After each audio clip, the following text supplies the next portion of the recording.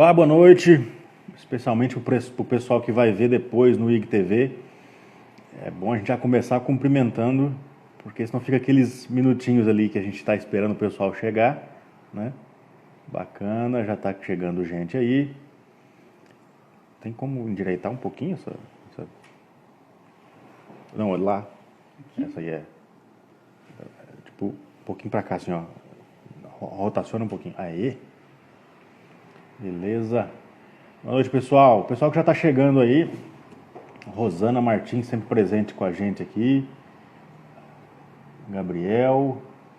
Dr. Joelson já está aqui chegando também. Enquanto a gente já vai fazer o convite aqui para ele, deixa eu já explicar para o pessoal qual é o tema de hoje, da live de hoje. Já, coloca para aceitar aqui o convite do Dr. Joelson já. Nós vamos conversar com o Dr. Joelson sobre a importância da participação democrática dos segmentos vulneráveis da sociedade. O Dr. Joelson Dias, que é ex-ministro. Dr. Joelson, boa noite, tudo bom? Como estamos? Tudo Melhor ótimo. agora. Melhor agora. Que bacana, a satisfação falar com o senhor novamente. Viu? A satisfação é toda minha. Uma honra esse convite e ainda mais para um evento importante como esse. Isso mesmo. Não, é uma honra, a honra é toda nossa, viu?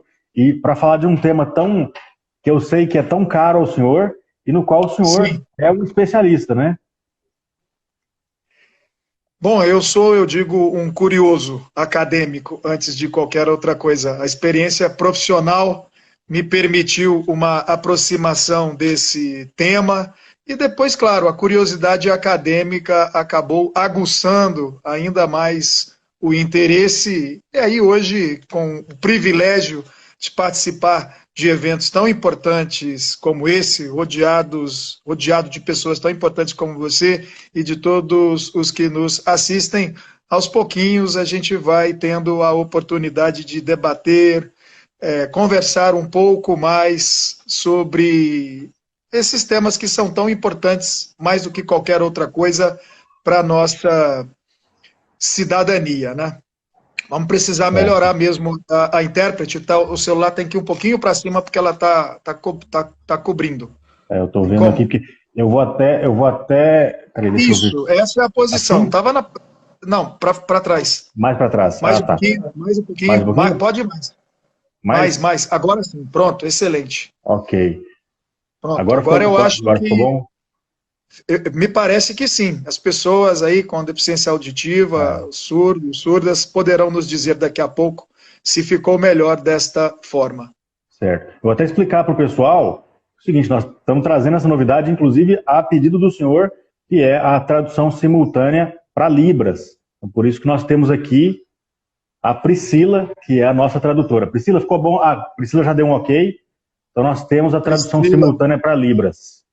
Muito obrigado, Priscila. Esse é um importante recurso de acessibilidade, garante, enfim, em todos os detalhes, a sua riqueza também para as pessoas com deficiência auditiva, surdos e surdas.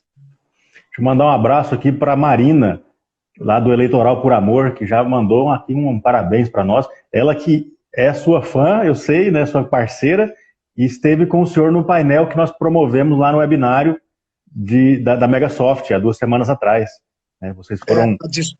A disputa aí é só para saber quem é maior admirador. Eu acho que nisso ela perde e muito para mim, porque a minha admiração é muito mais intensa. Que bacana, admiração mútua. E eu também sou um admirador dela, o perfil dela é muito bacana. É uma grande eleitoralista, jovem, mas já uma grande eleitoralista aqui em Goiás, e, aliás, de nível nacional. Né? Uma nova geração.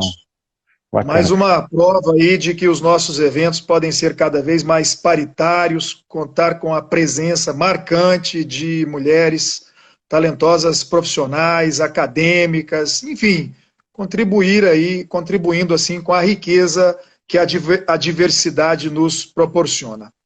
Isso mesmo. Doutor, eu vou pedir uma licença porque eu vou apresentar o senhor, muito embora eu acho que o senhor dispensa a apresentação, mas... Para quem está chegando, de repente é candidato, não é jurista, mas vou apresentar o senhor, Dr. Joelson Dias, advogado, mas ex-ministro do TSE, do Tribunal Superior Eleitoral, mestre em Direito pela Universidade de Harvard, presidente da Comissão Nacional dos Direitos da Pessoa com Deficiência do Conselho Federal da OAB, membro fundador da ABRADEP, a Academia Brasileira de Direito Eleitoral, foi secretário do Conselho do Colégio e Ordem dos Advogados do Mercosul, espera que eu vou ter que mexer aqui, ex-integrante da Comissão Nacional de Relações Internacionais do Conselho Federal da OAB, e é o nosso convidado de hoje, nosso parceiro, nosso amigo, para falar desse tema, da participação democrática dos segmentos vulneráveis, e eu até costumo falar também dos segmentos excluídos da sociedade, né? Doutor, com a palavra o senhor para as suas considerações iniciais. Eu quero dizer primeiro da minha felicidade, que foi esse convite da Megasoft, depois daquele nosso importante evento, a informação que me veio, que justamente daquela mesa em que discutíamos a participação política desses segmentos subrepresentados, o interesse, algumas perguntas que foram formuladas durante o painel, e a Megasoft ter, então, renovado o convite, enfim, incrementado um pouquinho mais a oportunidade para refletirmos, debatermos este importante tema, que, como eu dizia, mais do que a participação democrática, diz, na verdade, com a nossa cidadania, com o modelo, o projeto de sociedade que queremos, que não poderia ser outra senão uma sociedade inclusiva, acessível, que permita realmente, nas nossas instâncias de poder, nas nossas empresas, nas organizações da sociedade civil, um espelhamento dessa nossa riqueza cultural, dessa nossa diversidade, porque com isso ganhamos todos nós com as diferentes experiências, habilidades e a capacidade de cada um desses diferentes segmentos e grupos. Eu quero dizer que eu sou Joelson Dias, pele clara, cabelos pretos, uso óculos, estou com barba, uma camisa branca de listras verticais rosa, um paletó azul escuro, sem gravata e em um ambiente decorado com uma cortina marrom.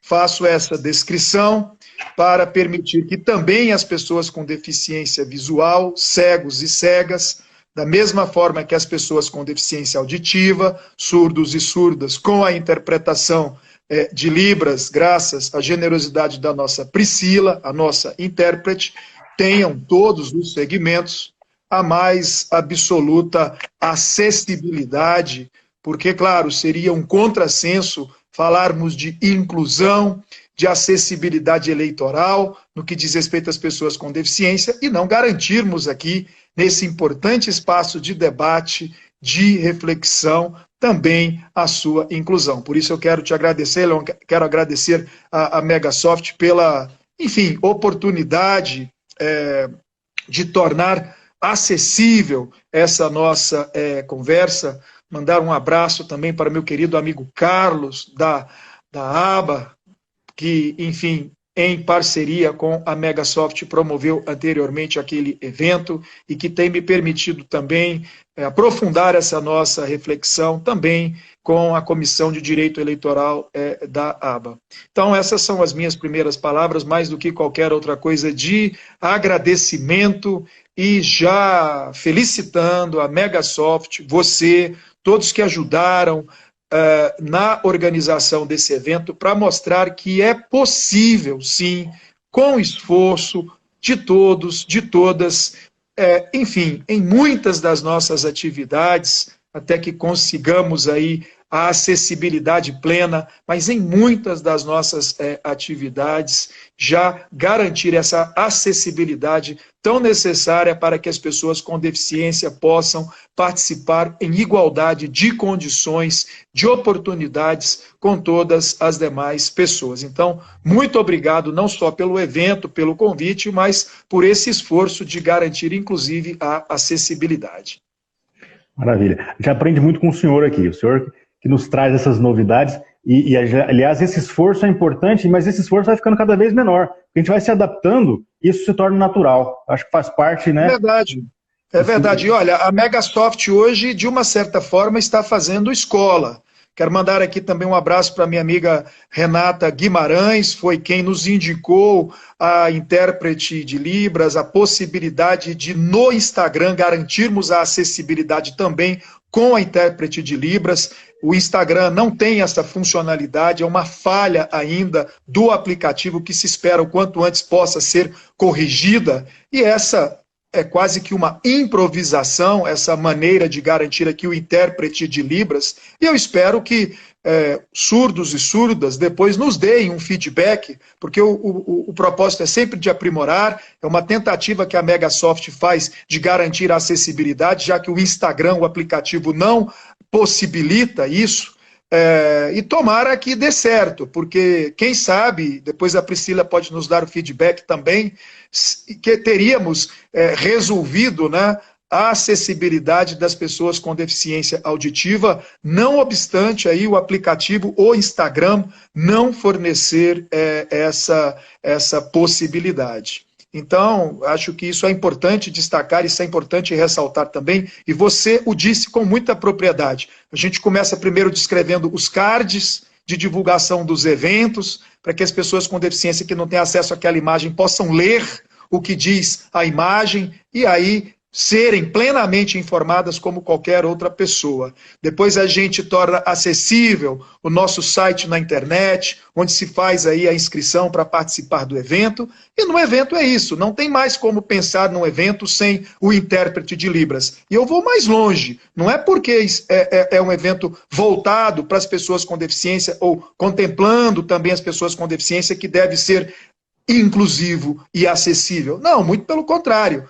Nós participamos dos mais variados eventos de gastronomia, sobre história, novelas, não importa o ambiente, a área, o tipo de evento. E ninguém sequer se identifica. Liga aí o seu computador, a sua televisão, a sua rede social, participa e nem sequer se identifica e pode acompanhar ali em toda a plenitude o evento. Então tem que ser assim para as pessoas com deficiência também, por isso que tem que ter o intérprete de Libras em qualquer área, em qualquer evento, em qualquer conversa, para que a pessoa com deficiência auditiva, como qualquer outra, possa chegar, acompanhar, permanecer conectada ou não, sabendo que lá estará o intérprete de Libras para permitir que ela também, como qualquer outra pessoa, compreenda, alcance em toda a sua extensão o evento. E aí, já passo logo para a seara eleitoral, me impressiona muito,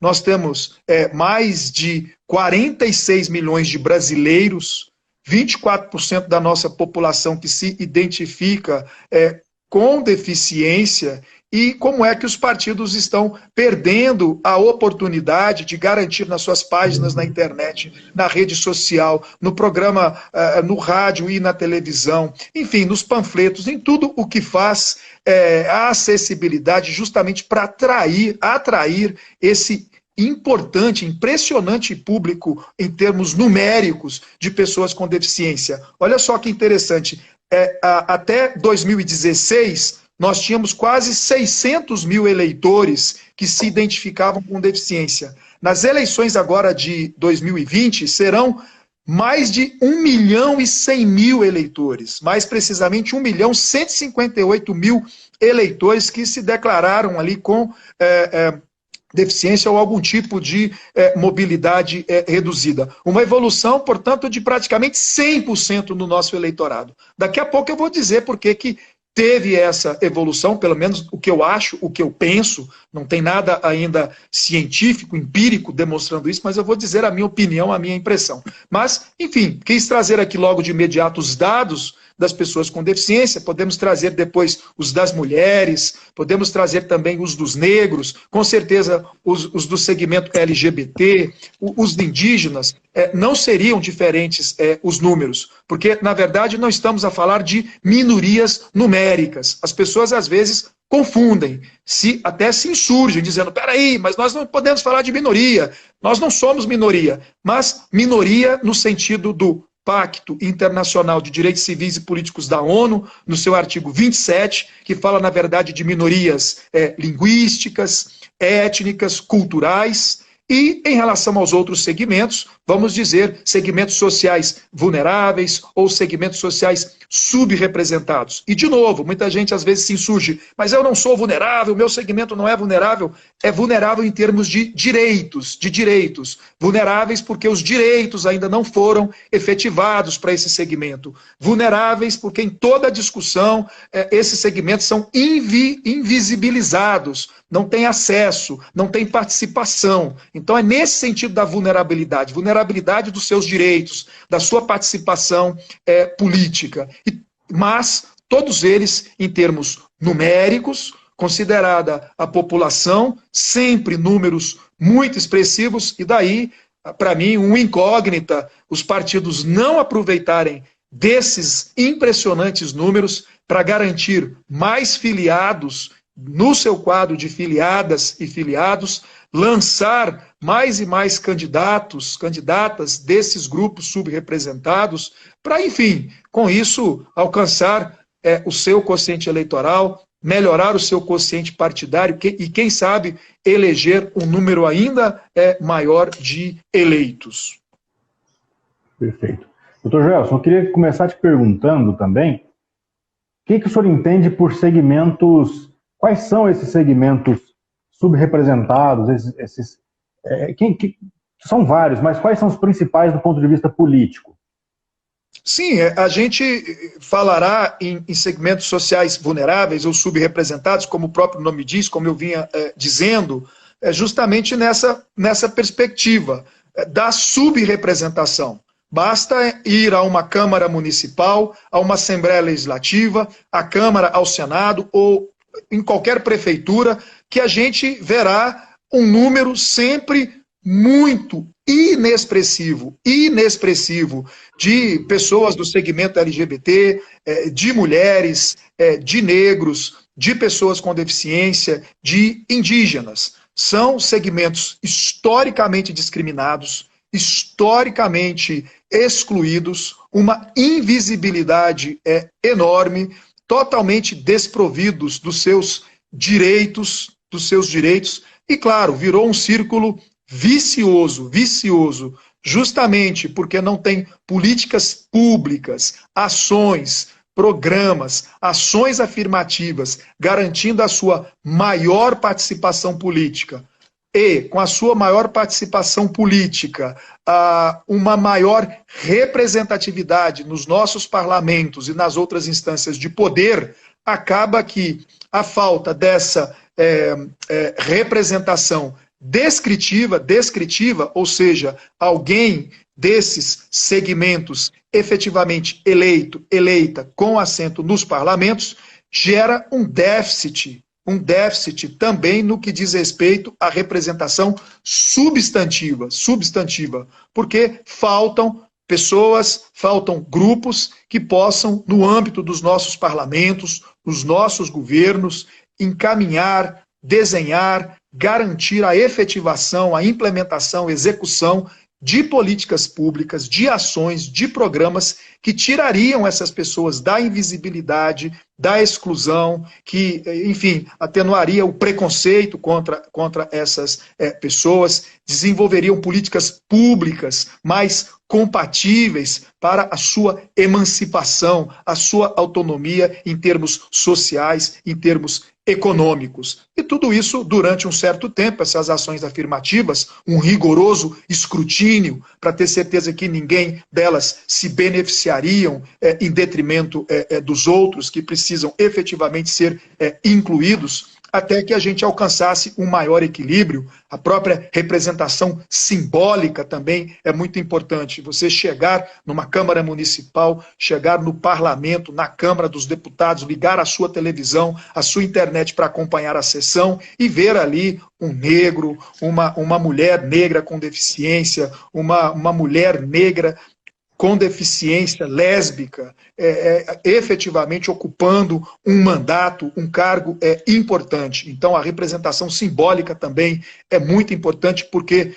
com os séculos, os milênios talvez, a invisibilidade acabou se naturalizando, tudo se naturalizou como se fosse normal não termos esses segmentos subrepresentados nos nossos parlamentos. Então, é essa lógica, é essa dinâmica que, felizmente, eu vejo, pelo menos, aumentar o debate, a reflexão nesses últimos tempos. Está aí a Megasoft demonstrando isso. Esse tema definitivamente entrou na pauta. Eu estou muito feliz porque, enfim, eu sou de outras épocas em que organizávamos os nossos congressos, os nossos eventos, e esse tema nem de maneira transversal era discutido. Simplesmente não era sequer tratado. E agora não. Nós temos painéis específicos nos nossos eventos para tratar desse tema, pessoas muito competentes do ponto de vista profissional, do ponto de vista acadêmico e mais. No nosso dia a dia, no nosso cotidiano, a gente já começa a ver os avanços.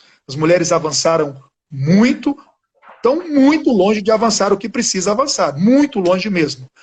Os números nas assembleias, nas câmaras municipais, na própria Câmara dos Deputados, mostram isso, o tanto que estão distantes do ideal de representação, participação feminina na política. Mas avançaram muito, porque já tem legislação, já tem interpretação do Supremo Tribunal Federal, do TSE, favorecendo a melhor distribuição dos recursos de campanha, tempo de rádio e televisão, para que possam disputar a campanha, enfim, dentro de um mínimo possível de igualdade com os demais candidatos. O TSE avançou essa semana, prevendo também já uma maior participação também dos negros na distribuição dos recursos, no tempo de rádio e televisão. Ficou para 2022 a implementação dessas políticas, mas o tribunal já deu um passo importante, dizendo que os partidos também terão que levar em consideração as candidaturas de negros nas eleições de 2022. Está tramitando na Câmara, no Senado, no Congresso, propostas de modificação da legislação para garantir, assegurar justamente essa maior participação. E o mesmo, eu digo, não demora, na verdade já estamos muito atrasados, deveria estar ocorrendo também em relação às pessoas com deficiência. Nós temos uma convenção da ONU, nós temos a Lei Brasileira de Inclusão, antes de tudo isso nós tínhamos a Constituição de 88, ou seja, já se passou da hora por conta da histórica exclusão, da histórica segregação das pessoas com deficiência, a sua invisibilidade, de também as pessoas com deficiência terem, e eu digo sempre, mais do que cotas de candidatura, termos, na verdade, assento.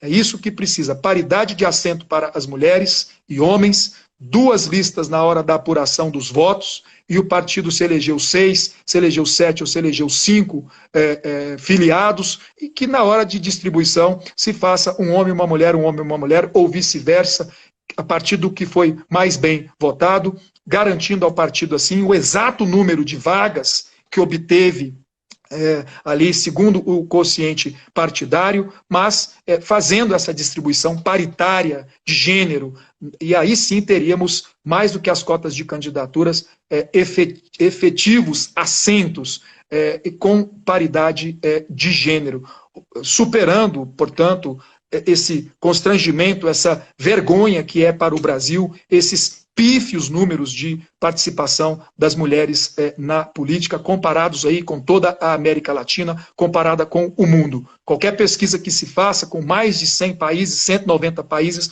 o Brasil aparece sempre ali, centésimo, quadragésimo lugar nesse déficit de representação que tem de mulheres. Por isso eu dizia, vai precisar também garantir cotas de candidatura, assento para as pessoas com deficiência, nesse grupo de homens e mulheres, garantir que dos eleitos tenhamos ali também homens e mulheres com deficiência. O mesmo deve valer em relação aos negros. Será muito difícil fazer essa partição, não é fácil pensar nessa distribuição, como contemplar todos esses segmentos, porque aí pensamos também no segmento LGBTQI+, pensamos também nos indígenas, mas é por conta de eventos como esse que a Megasoft promove, que a gente, com a participação de todos que nos acompanham, todas, aprofundamos essa discussão, aprofundamos o debate, vamos ouvir quem é contra, óbvio, muita gente será contra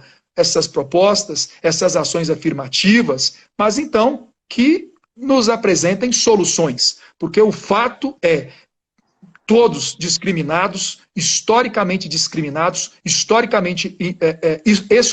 excluídos, e um dado objetivo, quando vemos a distribuição nas câmaras municipais, nas assembleias legislativas, na Câmara e no Senado, nas prefeituras e outras instâncias de poder, todos esses segmentos subrepresentados. A não ser que a pessoa tenha uma outra ideia de sociedade, que seja excludente, que não seja inclusiva, que não contemple nas esferas de poder essa diversidade que, na verdade, representa a nossa sociedade, aí seria uma outra proposta. Mas para quem acredita num projeto de democracia, de cidadania, de comunidade inclusiva, com a participação de todos, porque ganharemos todos com essa diversidade, então, se não concorda com as cotas, se não concorda com as ações afirmativas, terão que nos apresentar, então, essas propostas. Está conosco o meu querido amigo Frederico Alvim, sem demérito de todos os outros que passam por aí, mas é quem muito admiro. Temos artigo escrito juntos, como coautores, defendendo justamente isso, por conta da mudança do Código Civil pela Lei Brasileira de Inclusão, que felizmente acabou com aquela banalização da interdição. A curatela agora é só em casos extraordinários, que acabou com a incapacidade civil absoluta para as pessoas com deficiência, esvaziando, portanto, o inciso 2 do artigo 15 da Constituição. Agora, mais do que serem votadas, mais do que votar, as pessoas com deficiência podem ser votadas. E aí, um dado para surpresa de todos, pelo menos eu me surpreendo muito com isso. Para quem acha que é muito assombra pensar que as mulheres só tiveram garantido o direito de voto em 1932, tiveram que esperar milênios para garantir o seu direito de voto. O que dizer, então, das pessoas com deficiência, que tiveram que esperar até 2015, porque com a banalização da interdição da curatela, até antes da LBI, até antes da Convenção da ONU, era isso que acontecia. Para conseguir um benefício, como o benefício da prestação continuada, para conseguir a isenção aí dos tributos na hora de comprar um veículo, enfim, qualquer desses importantes benefícios das políticas públicas, tinham que ser interditadas, ou seja, absolutamente capazes para os atos da vida civil e eram interditadas. E claro, a interdição resultava também no impedimento da sua própria capacidade eleitoral. Por isso eu tenho dito que só a partir de 2015 é que muitas pessoas com deficiência puderam efetivamente ver assegurado o seu direito de voto e também de serem votadas. E é por isso que eu acho que tivemos praticamente 100% agora de eleitores, de acréscimo no número de eleitores com deficiência. Porque até 2016, a LBI é de 2015, estavam aí todos interditados sem poder votar. No que veio a LBI, acabou com a banalização da interdição, limitou a curatela tão somente aos atos negociais, aos atos patrimoniais, afirmou expressamente que o direito de voto não é prejudicado, não pode ser prejudicado, pronto. Está aí, para mim, ainda que sem qualquer dado empírico sobre isso, mas a minha impressão de que esses números mudaram significativamente para essas eleições de 2020, justamente com a garantia de que não se pode mais interditar, e mesmo quando se decreta a curatela, é limitada tão somente aos atos negociais e patrimoniais, numa verdadeira emancipação, autonomia e independência das pessoas com deficiência. Perfeito. Doutor Joelson, e eu queria primeiro ressaltar o quanto é contemporâneo esse debate, essa conversa que nós temos, porque justamente agora, na terça-feira, como o senhor ressaltou aí, como o senhor mencionou, mas eu quero um aprofundamento nesse tema porque está na ordem do dia.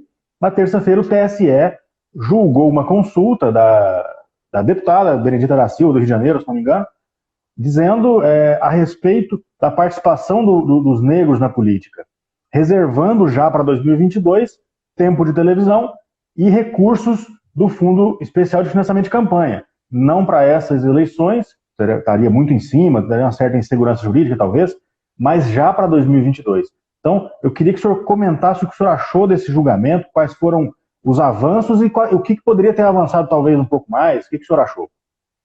Eu não sei, eu ainda defendo que a gente tem que conseguir no Congresso Nacional a efetivação de todas essas ações afirmativas, de todas essas políticas públicas. Me preocupa, de uma certa forma, a gente ter que depender do chamado ativismo judicial para assegurar esses direitos. Assim, é claro que se o Congresso não atua, se o Congresso não age, se o Congresso se omite, hoje nós temos na técnica constitucional a compreensão de que no que as cortes também são voltadas no constitucionalismo moderno para a efetivação de direitos, eventualmente nessa omissão as cortes então poderem atuar, claro, sem prejuízo o Congresso prontamente realizar as audiências públicas, enfim, e aprovar aí os projetos de lei de emenda à Constituição que julgarem mais compatíveis, mais pertinentes com a efetivação dessa política. Foi mais ou menos isso que aconteceu ali no âmbito do TSE. Como já temos aí as cotas de candidatura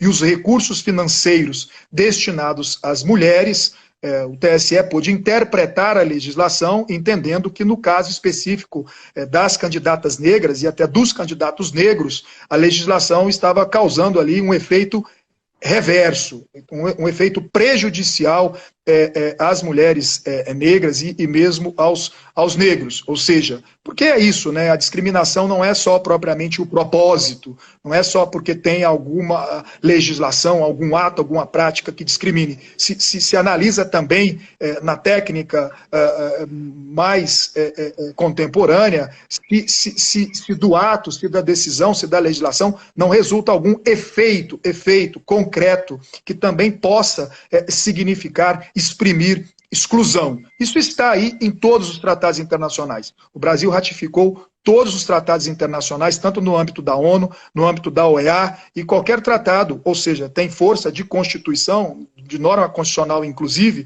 alguns deles expressamente, como a Convenção da ONU sobre os direitos da pessoa com deficiência, outros a partir de uma interpretação do parágrafo 2º, artigo 5º da redação originária da Constituição. E seria isso, né? Enfim, se você percebe que alguma decisão, algum ato normativo, alguma legislação, muito embora não tenha tido o propósito, acabou que, como efeito, gerando ali uma situação que desiguale, que prejudique, as cortes estariam, então, autorizadas a interpretar. Eu entendo que foi mais ou menos isso que o TSE fez, constatou que, de fato, as mulheres negras, apesar das cotas de candidatura e da distribuição de recursos, estavam sendo ali prejudicadas, menos acesso a esses recursos na sua campanha, e decidiu dessa forma, dizendo que para 2022 estariam aí garantidas garantida a distribuição desses recursos em número ali proporcional às candidaturas. E só não aplicou de imediato agora para as eleições de 2020, por força do artigo 16 da Constituição, o princípio da anualidade eleitoral. Mas, enfim, até 2022 teremos muita discussão sobre esse assunto. O Congresso poderá também disciplinar a matéria, é óbvio, eu dizia, a competência originária, sabemos todos, é sempre do Congresso Nacional, ele que, na verdade, tem essa competência para legislar. O que importa também são os números, né? Enfim, é sempre nessa perspectiva, apesar de a população negra, ou seja, pretos e pardos, segundo o IBGE ali, ser mais de 55% da nossa população, 55% da população, quando chega nas eleições é sempre isso, né? Vamos ter ali mais de 50% de candidatos brancos e apenas 40% ali de candidatos negros, né? E aí, na hora de distribuir os recursos, né, a mesma coisa, né? Acaba ali que os candidatos negros, as candidatas negras, são os números que estão aí nessa consulta respondida pelo TSE, hoje facilmente acessível aí pela internet, para ver que sempre receberam ali as mulheres negras menos recursos do que as outras candidatas, o mesmo acontecendo ali com os candidatos negros. E assim, enfim, Por exemplo, as mulheres negras, apesar de 13% das candidaturas, receberam só 6,7% dos recursos, né? Os homens negros, a mesma coisa, né? Apesar de 26% dos candidatos, receberam só 16,6% ali dos recursos, né? E aí, quando a gente compara com os homens brancos, a gente vai ver que apesar de 43% de homens brancos candidatos, não obstante isso, receberam quase 60% dos recursos financeiros para as suas campanhas. De novo, eu digo, a pessoa pode até não concordar com essa decisão do TSE, pode até não concordar com a ação afirmativa, mas esses são números matemáticos, que não tem como fugir. Então, que nos apresente uma solução para esse quadro, porque eu não acredito que alguém possa, com esses números, dizer que isso daí é um quadro correto, justo. Eu não posso acreditar que alguém defenda que com essa assimetria na distribuição dos recursos financeiros, todos estejam aí a concorrer em condições de igualdade. É claro que ninguém está buscando a igualdade absoluta, não é isso que se propõe, mas no mínimo uma isonomia. Não dá para os números serem tão díspares. Podem não ser iguais, mas também não justifica que sejam tão díspares. Então, quem não concorda com a decisão do TSE, quem não concorda com as ações afirmativas, quem acha que não tem que distribuir os recursos dessa maneira, não tem problema. É uma discussão sempre também acadêmica, são temas mesmo muito difíceis, temas muito polêmicos, que nos apresentem, então, uma solução para isso. Eu quero pedir 1000 desculpas a Priscila, porque eu estou aqui, por conta da hora e do conteúdo, absolutamente atropelado na minha fala, muito acelerado na minha apresentação, e eu não sei até que ponto isso pode comprometer aí a interpretação. Então, quero pedir desculpas, eventualmente, à Priscila, se porventura a minha fala mais acelerada dificultou a interpretação, e também, claro, aos surdos, surdas que nos acompanham, e vou tentar, doravante, apesar da riqueza do tema, querer contemplar tudo em tão pouco tempo, moderar um pouco aí o passo para não prejudicar a compreensão de absolutamente ninguém que nos acompanha. Perfeito. Não, mas é porque o tema pede, né? E o senhor realmente tem um conhecimento muito amplo e muito profundo. E a Priscila já avisou que ela está acompanhando bem. Então, que bom, fico feliz. Sigamos. Eu queria mandar um abraço para o doutor Luciano Hanna, que está aqui conosco agora, ele entrou agora há pouco na live. Meu querido amigo, também estendo aí os abraços. São muitos os amigos, né? Eu estou muito feliz, eu devia ter feito essa observação, porque assim, eu sou goiano, né? Enfim, conterrâneo aí de todos vocês. E esses eventos têm me permitido me aproximar um pouquinho mais de Goiânia e dos meus queridos amigos e amigas. O doutor Luciano Hanna, eu queria deixar um abraço especial, porque ele perdeu o pai há poucos dias. Toda a imprensa goiana prestou condolências, o pai dele é muito querido pela comunidade libanesa aqui, então eu queria deixar esse abraço ao doutor Luciano Hanna e as minhas condolências. Doutor Joelson. E eu me associo. Obrigado. Ele com certeza agradece.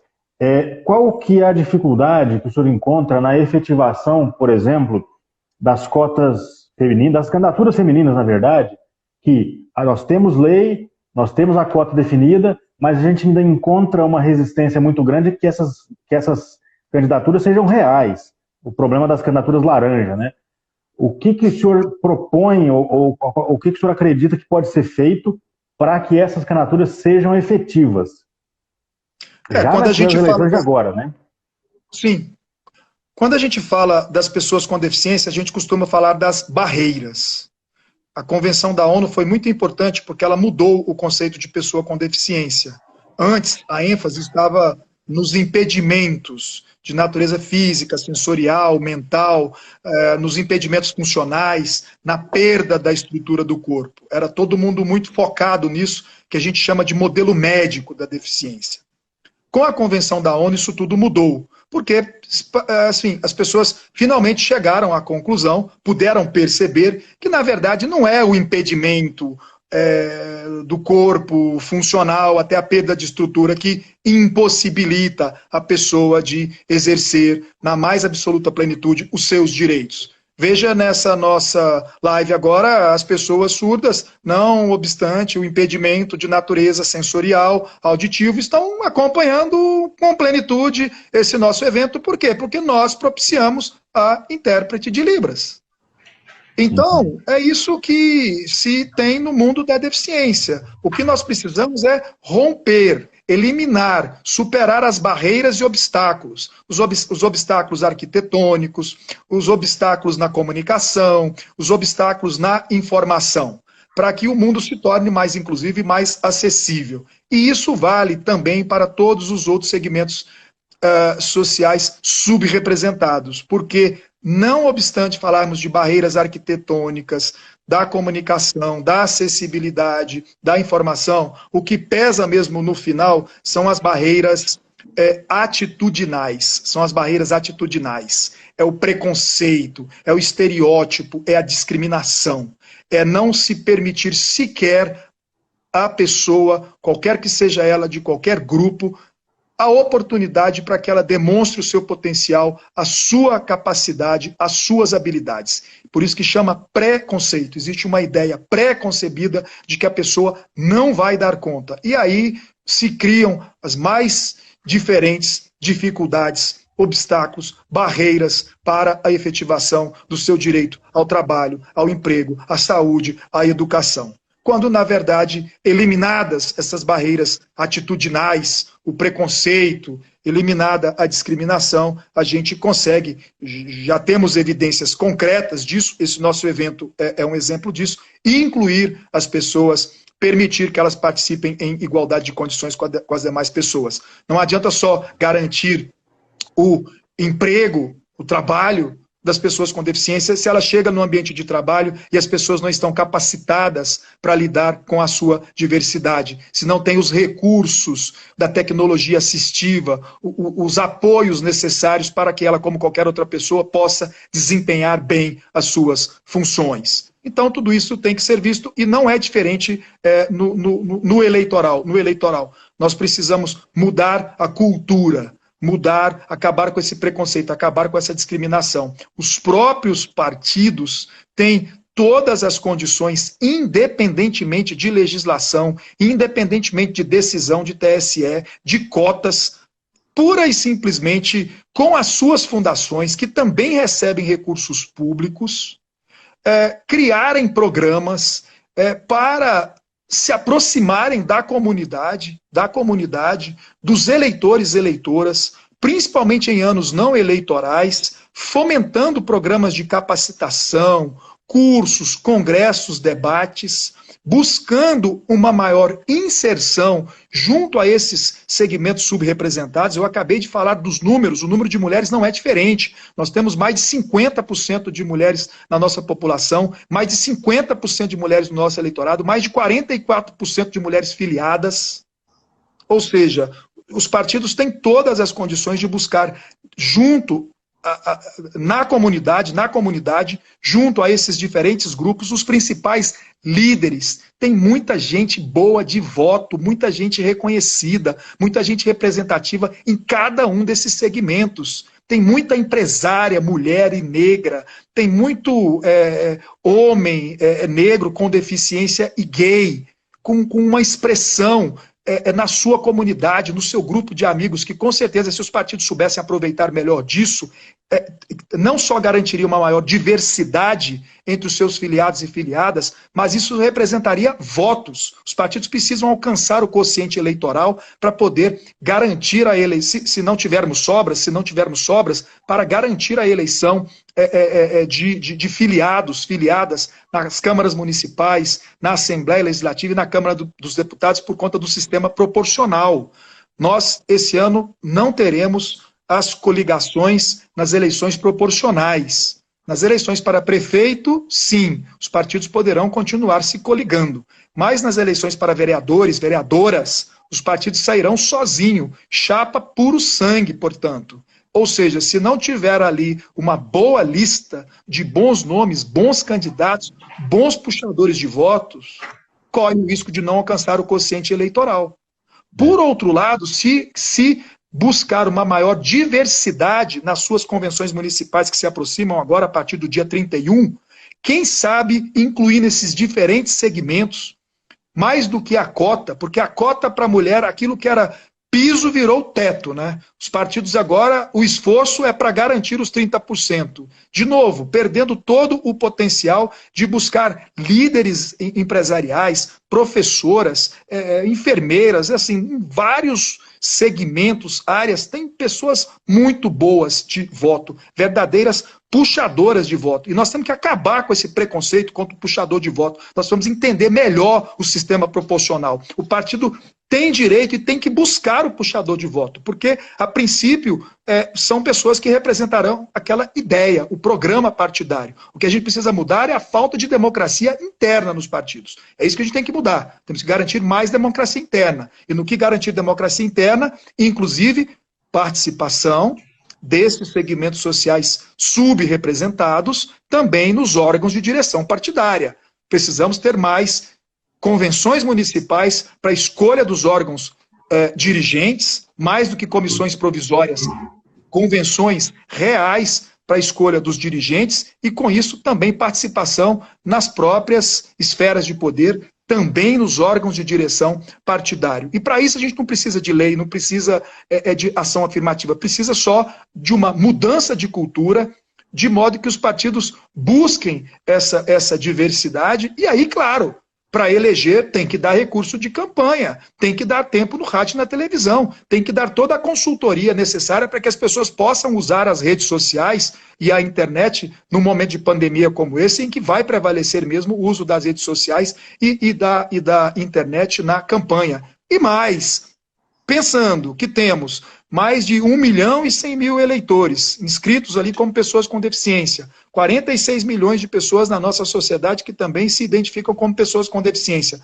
Já não dá mais para pensar numa propaganda eleitoral ou partidária na página na internet, nas redes sociais, nos panfletos, no rádio e na televisão, que não seja inclusiva. Aí tem que garantir o intérprete de Libras, tem que garantir a descrição das imagens, dos cartazes, dos panfletos, tem que garantir até mesmo a audiodescrição. Nós sabemos disso. São muitos os partidos que não puderam veicular a sua propaganda partidária, eleitoral gratuita, porque na hora ali não asseguraram os 3 recursos de acessibilidade. Não é um ou outro, são os 3. A audiodescrição, Libras e legenda. Tem muito surdo que não enfim, consegue seguir a interpretação de Libras, simplesmente não interpreta, não fala Libras, porque está ali oralizado, enfim, consegue acompanhar, ler os lábios, consegue ali acompanhar a legenda, e vice-versa. Muitos aí que seguem a interpretação em Libras não conseguirão seguir as legendas, não compreenderão o português. Então, esses cuidados são muito necessários, e de novo, eu digo, é para garantir acessibilidade? Sim. É para garantir inclusão? Sim. Mas sobretudo, para garantir uma maior participação, uma maior adesão desses segmentos aos partidos. Por isso eu digo, as cotas de candidatura foram insuficientes, os números de representação da mulher, tanto nas assembleias como na Câmara dos Deputados, cresceu um pouquinho, temos que aí valorizar isso e muito, mas continuam pífios, continuam insignificantes. Já tem países com 40% de média, já tem países com paridade, na América Latina mesmo, Bolívia, México, Equador, enfim, uma série de países, Argentina mesmo, enfim, com números aí beirando os 40%, quase 50% de paridade de gênero nos assentos, não é de cotas. Então, assim, eu penso que tinha que partir muito também dos partidos essa disposição, essa mudança de cultura para se assegurar a todos esses segmentos subrepresentados, primeiro, uma maior participação no âmbito dos próprios partidos, depois muito mais recurso financeiro para suas campanhas, para que possam disputá-las em igualdade de condições com as demais pessoas, e, finalmente, tenho certeza, o efeito concreto disso será um número maior de eleitos para aquele partido nas câmaras, assembleias e Câmara dos Deputados. Não, quando o senhor fala em adesão, me lembra até uma experiência há poucos minutos antes da live que a gente passou aqui. A gente abriu uma live teste e aí nisso entrou um amigo meu. E eu comecei a conversar com ele, até para a Priscila testar e ver se ela estava ouvindo e fazer o gestual, fazer as libras, né? E ele é negro. E eu comentei o tema, falei do que a gente ia falar, falei, pô, é interessante e tal. Aí ele pegou e falou, ele não é jurista, não é da área eleitoral. Ele falou assim, Leon, mas é porque muitas vezes o pessoal não quer participar. Aí me deu um insight de que é porque eles não querem, porque não se veem representados. Sempre, então é um ciclo vicioso, né, doutor? Que eles não veem lá nos espaços de poder as pessoas negras, as pessoas LGBT, as pessoas com alguma deficiência física. Então ele olha e automaticamente ele pensa, não é para mim, não é o meu mundo, eu não estou apto, eu não vou ser aceito, então eu não vou nem tentar. Por isso eu falava da representação simbólica. Por isso eu falava da representação simbólica. Primeiro a gente vai ter que melhorar a visibilidade mesmo. Pouco importa a ideologia, pouco importa a ideia, vamos ter que melhorar essa visibilidade, as pessoas verem que é normal termos todos esses segmentos representados no parlamento. E aí depois sim, aos pouquinhos, a gente vai ajustando essa representação simbólica, descritiva, com aquilo que é o mais importante, que é a representação substantiva, que as pessoas se sentirão comprometidas na sua eleição a, enfim, empolgar políticas, projetos voltados justamente para esses segmentos, na expectativa de tirá-los da invisibilidade, tirá-los da exclusão. É uma coisa, como exigir de um parlamento ou de uma política tão exclusiva políticas afirmativas de inclusão? É muito difícil, né? Então, passa muito por isso que o senhor está falando, que a gente garanta alguma representatividade, e aí essas pessoas, um parlamento plural, em câmaras e assembleias mais plurais, mais miscigenadas, enfim, aí sim, vão surgir um monte de ideias para a gente aplicar na vida real, aplicar em políticas públicas, em lei, enfim, e as pessoas também se verem, né? As pessoas com deficiência têm um lema do seu movimento internacional que me parece muito adequado. Elas dizem, nada para as pessoas com deficiência sem as pessoas com deficiência. Nada para nós sem nós. Esse é o lema internacional das pessoas com deficiência. E é o lema da participação. Porque realmente não dá para conceber que alguém vá falar em nome das mulheres, a não ser as próprias mulheres. Não dá para conceber que alguém vai falar em nome das pessoas com deficiência, a não ser as próprias pessoas com deficiência. Os negros, os indígenas, o LGBT. As pessoas podem ser simpatizantes à causa. Eu sou um simpatizante à causa. Mas ninguém vai pensar numa política pública, ninguém vai saber realmente qual é o preconceito, qual é a exclusão, qual é a violência.